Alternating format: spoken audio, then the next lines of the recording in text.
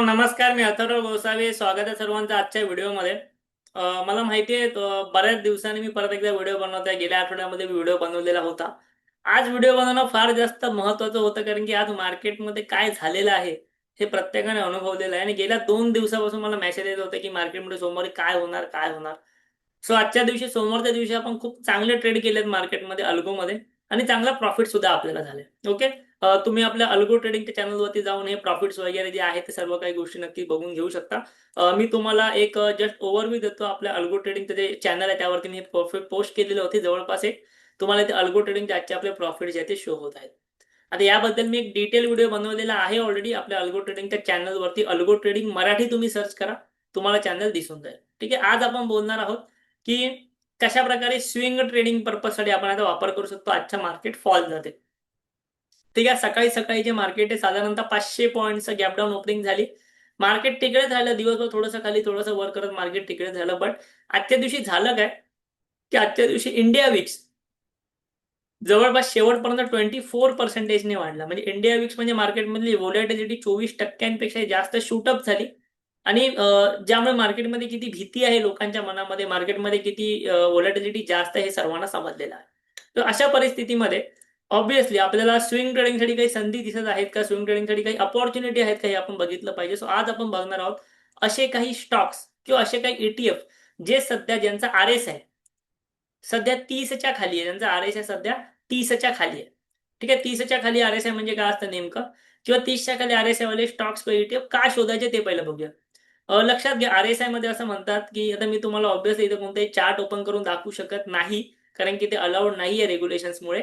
So समजा RSI जर 30च्या खाली असेल, RSI बिलो जर 30 असेल ना, 30 असेल, तर ह्याला असं म्हणतात की स्टॉक्स जो आहे तो आता खूप जास्त ओव्हर सोल्ड झोनमध्ये गेलाय. ओके, ओव्हर सोल्ड झोनमध्ये गेलाय. आणि तो आता कधीही वरच्या दिशेने जाऊ शकतो. आता हे काय प्रॅक्टिकली 100% सत्य नाहीये, बट असं मार्केटमध्ये म्हटलं जातं की स्टॉक्स ओव्हर सोल्ड झालाय बट कधी वरती जाऊ शकतो. सो त्यामुळे आपल्याला असे ओव्हर सोल्ड स्टॉक्स आता शोधायचे जे कधीही वरती जाऊ शकतात एका इम्पॉर्टंट लेवलपासून सपोर्ट घेऊन, किंवा वॉट एव्हर मार्केट फिरलं तर. क्लिअर आहे. पण ह्याच्यामध्ये एक इम्पॉर्टंट गोष्ट आहे, ती मी तुम्हाला सर्च करता करता सांगेन. ठीक आहे.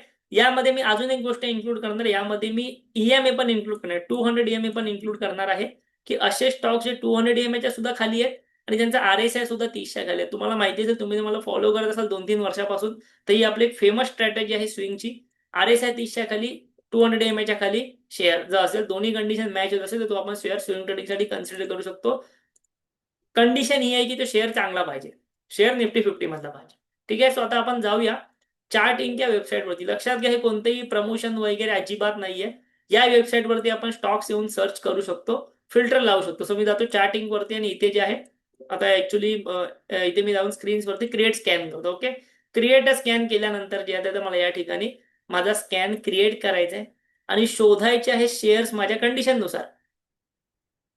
ओके. आता इथे क्रिएट स्कॅन वरती आल्यानंतर मला असं स्कॅन करायचं आहे ज्या स्टॉकचा डेली क्लोज RSI 30च्या खाली असेल. सो मी इथे काय करणार, सिंपल इथे क्लिक करणार, RSI टाकणार. ओके. RSI टाकल्यानंतर माझ्यासमोर RSI is less than, RSI 40 less than number 30. म्हणजे मला असे स्टॉक्स दे की बाबा ज्यांचा RSI 30च्या खाली आणि हे स्टॉक्स निफ्टी 50 मधले असावेत. सो मी इथे निफ्टी 50 सिलेक्ट करतो.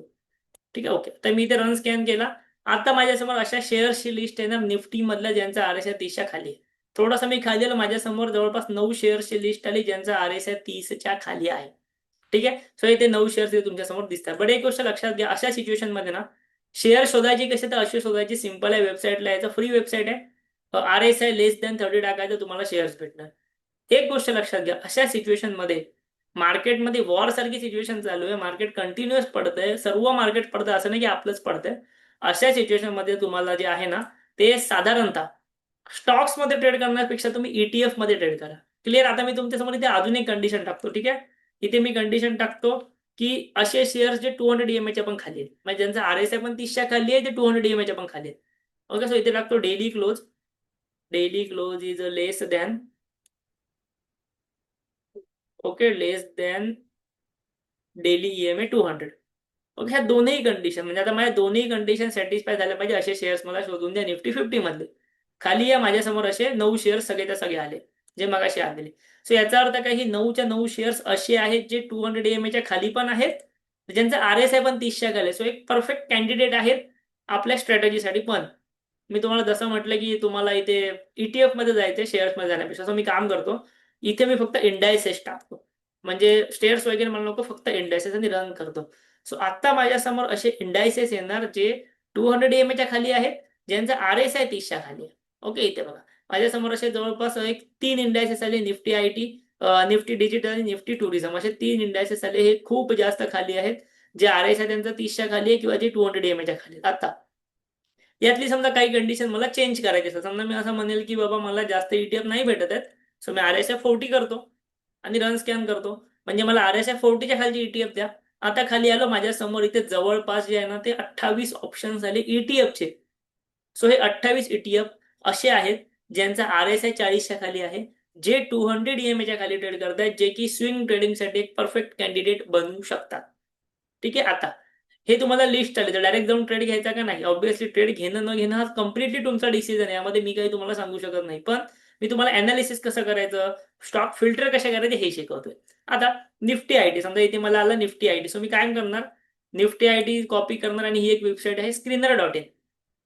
मला इथे टेक्निकली सर्व स्टॉक्स आले, इथे निफ्टी IT आला, मी निफ्टी IT कॉपी केला, इथे पेस्ट केला स्क्रीनर.in वरती आणि इथे केलो. इथे मला काय बघायचंय, इथे बघा निफ्टी ITचा करंट PE जो आहे तो आहे 21.7, म्हणजे करंट व्हॅल्युएशन आहे 24.7. तेच मी गेल्या 5 वर्षात इथे ऍव्हरेज PE बघितला, तो आहे 28. याचा अर्थ काय होतो की निफ्टीचा करंट PE त्याच्या ऍव्हरेज PE पेक्षा खूप जास्त लहान आहे. म्हणजे निफ्टी तुम्हाला Nifty IT, sorry Nifty IT तुम्हाला स्वस्तामध्ये भेटते त्याच्या नॉर्मल व्हॅल्युएशन पेक्षा.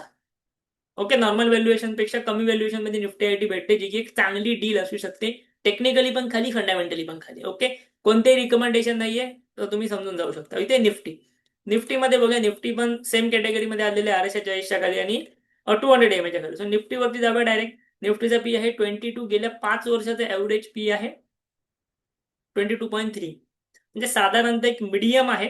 तुम्ही कन्सिडर करू शकता का नॉर्मल रेंजला, जे मीडियम रेंजला निफ्टी सध्या ट्रेड करते, असं तुम्ही स्विंग ट्रेडिंगसाठी निफ्टीला नक्कीच कन्सिडर करू शकता. सो अशा प्रकारे अशा सिच्युएशनमध्ये स्टॉक्समध्ये ट्रेडिंग करण्यापेक्षा, मी तुम्हाला स्टॉक्स कसे शोधायचे हे सांगितलं, बट स्टॉक्समध्ये ट्रेडिंग करण्यापेक्षा तुम्ही सेम ETF मध्ये ट्रेडिंग करू शकता. 200 EMA च्या खालची ETF, RSI 40च्या खालची ETF अशा प्रकारे शोधू शकता. तुम्ही त्याचा अभ्यास करू शकता, त्याचा PE रेशो बघू शकता, मीडियम PE बघू शकता आणि त्यानंतर तुमचा डिसिजन नक्की घेऊ शकता. लक्षात घ्या, हे कोणताही इन्व्हेस्टमेंट ऍडवाइज नाही. स्विंग ट्रेडिंग करणं न करणं कम्प्लिटली तुमचा डिसिजन आहे. मी फक्त तुम्हाला हे शिकवतोय की तुम्ही स्टॉक्स कशा प्रकारे, ETF कशा प्रकारे फाइंड आउट करू शकता याबद्दल. ओके, व्हिडिओ तुम्हाला आवडलेला असेल, काही जर शिकायला भेटलं असेल, अजून तर तुम्हाला व्हिडिओ हवे असेल मला नक्की सांगा. ओके, आपल्या व्हिडिओ नक्की लाईक करा आणि आपल्या चॅनलला जरूर सबस्क्राईब करा. थँक्यू, धन्यवाद.